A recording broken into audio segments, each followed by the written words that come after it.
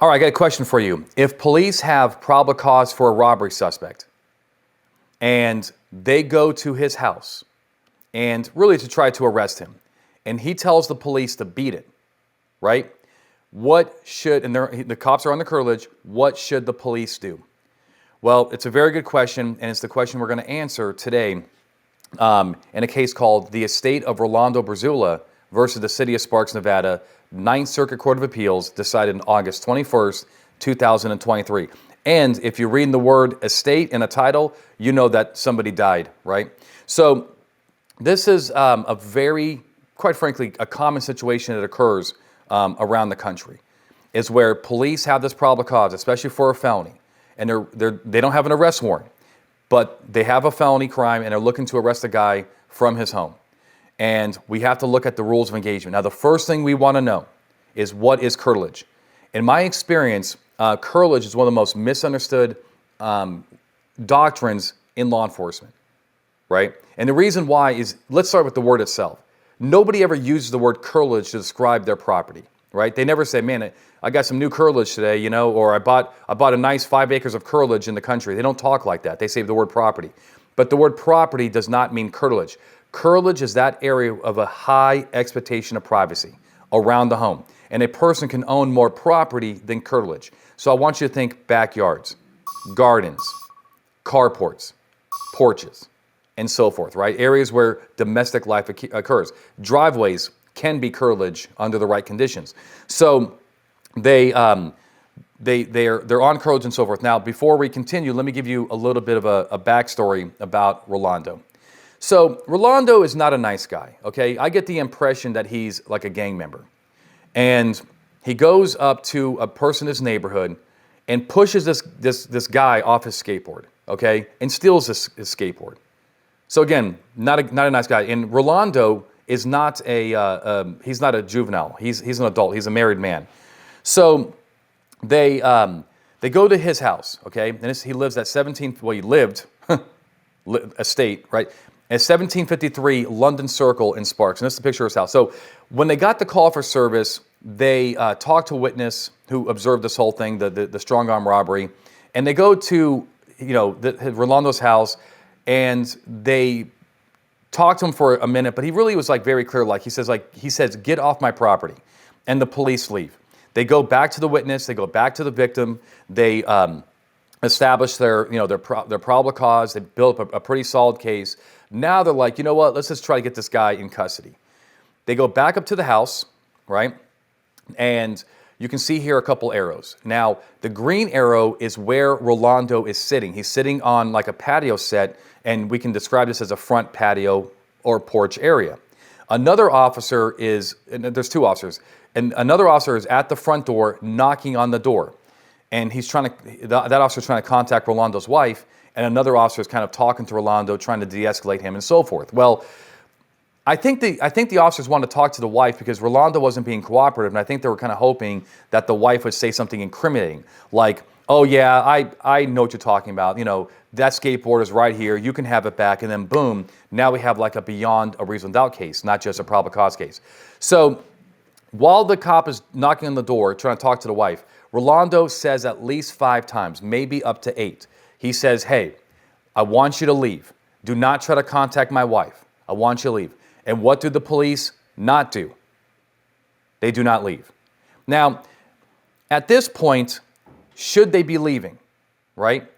And the answer is yes, because they don't have any exigency, and they don't have an arrest warrant. And this is a very hard thing for a police officer to do. It goes against the grain of a police officer, right? Police officers are built and they have the mentality to charge forward. If there's an active shooter right now, what are you going to do? You're going to charge forward.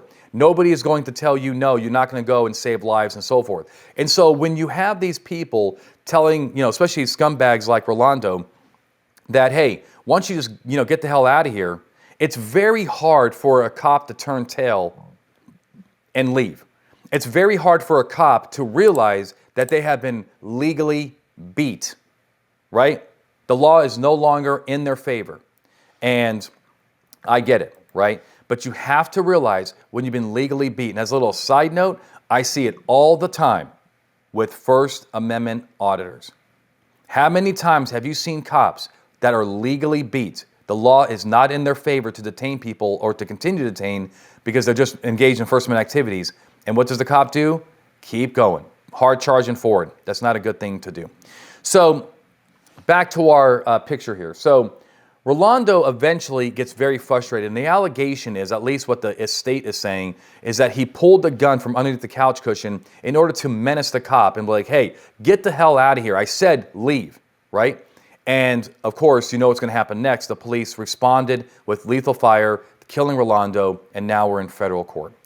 So the question is, did their refusal, violate the Constitution? And the answer is yes, right? So, and the court also held no qualified immunity. So we have to remember that these knock and talks are consensual encounters. They're not, we don't have the authority to not leave if they don't want us to be there. Unless you have some exigency. And some officers are like, we do have exigency. And I say, what? He committed a felony, Anthony. Strong-arm robbery. And I say to him, all right, exigency is a now or never type of mentality. If we do not, if we leave, what bad is going to happen, right? Or is somebody going to be hurt? Is evidence going to be destroyed, right? And if the answer is no, then we don't have exigency, right? Then we're going to have to just go get that warrant for strong-arm robbery and come back with our friends. And we know that felony alone does not create the exigency. I know that this is a serious crime, right? But it doesn't create the exigency. And we know that from a case called Payton, where the U.S. Supreme Court said that even murder does not create exigency, right? So if you don't have exigency and a person tells you to leave, you got to leave. It's very, very important that cops recognize this. As the court said, even assuming the officers had probable cause to arrest Brazula, the record does not demonstrate that any exigent or emergency circumstances existed here. The officers had not chased Brazula to his home, nor was this a case of hot pursuit. Right? So here, Brazula did not consent to being questioned on his front porch. So this is no longer a knock and talk. In order to stay on the property of the curtilage, we need exigency. And he repeatedly asked the officers to leave. The officers detained Brazula on the curtilage of his home without a warrant. Or, and it's probable cause, and questioned him while he repeatedly asked them to leave. Thus, the district court did not err by denying qualified immunity to the officers. I do believe that the officers had probable cause, but that's besides the point, even with probable cause. So what's the takeaway here? Please do not forget, my friends, that curtilage is protected like the home itself. Therefore, you are going to need consent. And here they didn't have it. You're going to need a recognized exception, like exigency, right? Or you need a warrant to be there. If you don't have that, you are going to have to leave. Now, as far as the use of force goes, I'm not going to talk about that. Maybe the cops get qualified immunity on that because, again, they have a right to protect themselves when you have a person pulling out a firearm. But as far as the legal issue about the knock and talk and not leaving, that was a violation. The department will pay on that violation, and because somebody ended up dying there, it's going to have, obviously, severe consequences. Now, I have taught in Nevada for many, many years. I've taught many officers, in Nevada. I'm not trying to disrespect any officer, okay? So I know officers in Sparks are going to watch this, and I love all of you, okay? And I know that you have a hard job to do. And I'm not saying that, if I didn't have all my legal training, I wouldn't have done the same thing. But the takeaway for all officers around this country is please understand the rules of engagement. And please have the mental capacity to tactically retreat when you have been legally beat. We win most of these issues, right? Because the law is overwhelmingly in law enforcement's favor. But there are many times that the law is not. And if it's not, you have to leave. You have to tactically retreat and go come up with a plan B that complies with the Constitution. And with that, my friends, I hope that I'll see you in one of our classes. We have classes all around the country. Go to bluetogold.com and check it out.